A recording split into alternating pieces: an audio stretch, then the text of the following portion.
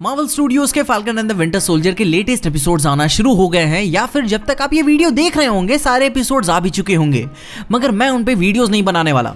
खैर, ये वांडाविजन के कंपैरिजन में तो हिंदी में भी रिलीज हो रही है, तो तकलीफ क्या है? तो उसी तकलीफ के बारे में हम चर्चा करने जा रहे हैं, मगर उससे पहले हेलो एवरीवन, मैं हूं पीजे और आप देख रहे हैं पीजे एक्सप्लेन।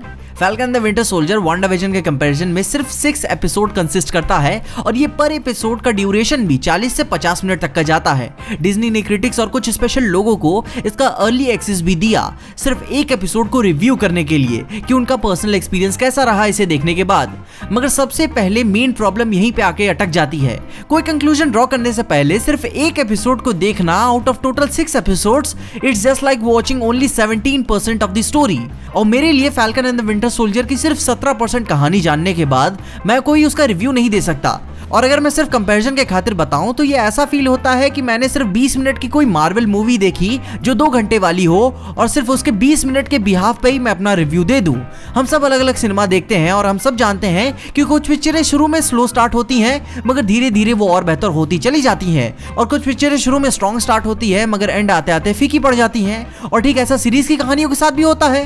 मगर व्यूअर्स का अटेंशन बनाए रखने के लिए ज्यादातर वेब सीरीज या ऑनलाइन शोज अपना पहला और आखिरी एपिसोड स्ट्रॉन्ग बनाए रखते हैं ताकि लोग उनके प्लेटफॉर्म को पैसे देते रहें, वरना सिर्फ एक मूवी के लिए पूरे महीने भर या पूरे साल भर का सब्सक्रिप्शन देना लोग फीजिबल नहीं समझते।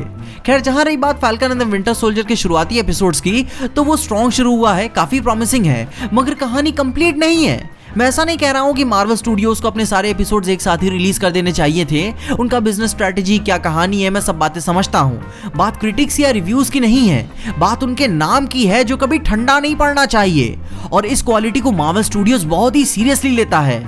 वांडाविजन के साथ ऐसा क्या हुआ कि क्रिटिक्स को उसके पहले 3 एपिसोड्स ही रिव्यू करने के लिए दिए क्योंकि उनके चौथे एपिसोड में बहुत ही बड़ा रिवील था, और डिज्नी ये बिल्कुल नहीं चाहता कि उनकी कहानी का किसी भी एंगल से स्पॉइल हो उनके एंथुसियास्टिक फैंस के लिए। मगर सारे एपिसोड एक साथ ना मिलने वाला फेनोमेना बहुत कॉमन सा है। जितना बड़ा शो होगा उतने ही कम एपिसोड्स देखने को मिलेंगे। जैसे कि वांडाविजन के केस में टोटल 9 एपिसोड्स में से सिर्फ 3 ही रिव्यू के लिए दिए गए थे, जो कि कहानी का सिर्फ 30% था। Falcon and the Winter soldier के कंपैरिजन में तो अच्छा ही था। उसके बाद नेटफ्लिक्स वाले भी अर्ली एक्सेस रखते हैं, मगर उनकी मार्केटिंग और प्रमोशनल स्ट्रेटजीज कुछ ज्यादा ही वाइल्ड है। उन्होंने विचर सीरीज के टोटल 8 एपिसोड्स में से 5 एपिसोड्स अर्ली रिव्यूज के लिए दे दिए, जो कि अराउंड कहानी का 60% था। बहुत ही अच्छी बात है, मगर ये कांड और भी बद से बदतर तब हो जाता है जब कोई अर्ली एक्सेस मिले ही ना। जैसे कि गेम ऑफ थ्रोन्स वाले, वो तो स्क्रीनिंग्स रखते ही नहीं है, बोलते हैं तुम सब माँ चुदा, हमको तुम्हारी जरूरत नहीं है, जनता हमको पहले से ही पसंद करती है। तो इधर बात समझे, जितना बड़ा शो होगा उतने ही कम अर्ली स्क्रीनिंग्स होंगे, और इधर स्टूडियोज का अर्ली स्क्रीनिंग्स देने का कोई ये मतलब नहीं है कि उन्हें पॉजिटिव, नेगेटिव या ऑनेस्ट रिव्यूज चाहिए। उनको इन सब से घंटा फर्क नहीं पड़ता। वो सब चाहते हैं कि बाजार में नाम खड़ा रहे, बरकरार रहे, apart from its being good और बैड। क्योंकि कुछ पिक्चरों और कहानियों को तो मैंने सिर्फ इसी वजह से देख लिया कि आखिर इस कहानी में ऐसा था क्या कि इसे इतनी हेट क्यों मिल रही है। क्योंकि सारे एपिसोड्स एक साथ रिलीज करने का ये भी एक रीजन हो सकता है कि कहीं कहानी शॉर्ट लिव्ड ना चली जाए, एक छोटे समय के लिए बहुत बड़ी हाइप बनी रहे, और कोई बाद में और कोई पिक्चर रिलीज होने की वजह से लोग अब इसके बारे में बात ही नहीं कर रहे हैं। मगर फिर भी डिज्नी सीरीज के मामले में इतना बुरा भी नहीं है जितना हम सब सोच रहे हैं, क्योंकि मैंडलोरियन सीजन 2 के केस में ऐसा ही हुआ था। ये सीरीज हफ्ते दर हफ्ते रिलीज होने के बावजूद भी डिज्नी ने इसके स्पॉयलर्स और पायरेसी की चिंता किए बगैर इसके सारे एपिसोड्स अर्ली प्रीव्यू के लिए दे दिए, क्योंकि आप कुछ भी कर सकते हो जब आपके पास बेबी योडा हो। अब खैर, जहां रही बात मेरी, मैं आप सब की तरह ट्रेडिशनल वॉचर हूं। Falcon and the Winter soldier में अर्ली एक्सेस का भी कोई मतलब नहीं बनता।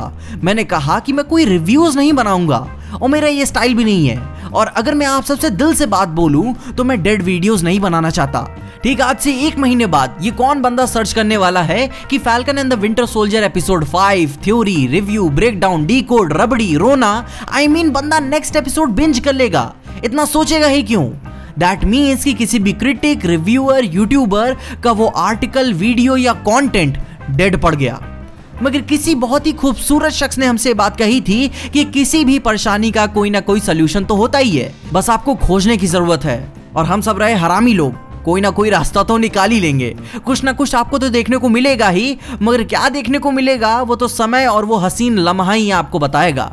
मगर आप क्या सोचते हैं इस इशू के बारे में? कमेंट्स उसके बारे में मुझे जरूर बताएं। क्या falcon and the Winter soldier या फिर बाकी मार्वल सीरीज को एक साथ देखना पसंद करेंगे, या फिर एक एपिसोड भी आप काम चला लेंगे? उसके बारे में मुझे कमेंट्स में जरूर बताएं। इसके अलावा अगर आपको इस वीडियो में देखे कुछ भी अच्छा लगा, खुशी या मजा आए तो लाइक मार दो इस वीडियो को। इस चैनल पे कहीं से भी नए आगे हो तो सब्सक्राइब तो मार देना इस चैनल को। और अगर आपको वीडियो ज्यादा ही पसंद आ गई तो अपने दोस्तों शेयर कर देना। मेरे इंस्टाग्राम और ट्विटर हैंडल्स आपको नीचे डिस्क्रिप्शन में मिल जाएंगे। और देखते रहिए पीजे एक्सप्लेन।